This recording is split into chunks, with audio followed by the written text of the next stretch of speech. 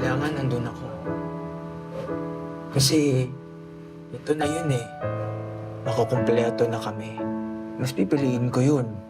Oo, ang gandang pakinggan ng Canada. Pero sugal rin yun eh. Itong resto, yung kiosk, yung eatery. Bago yun. Lahat ang gandang pakinggan nung pinaplano natin, di ba? Pero may narating ba? Pag nag-Canada pa tayo eh, siguradong hindi na tayo papalpak. Sigurado ka na ba? Uno, isipin mo. Pinag-isipan ko na. Uuwi na lang ako. Oh, ano? Andito na ako.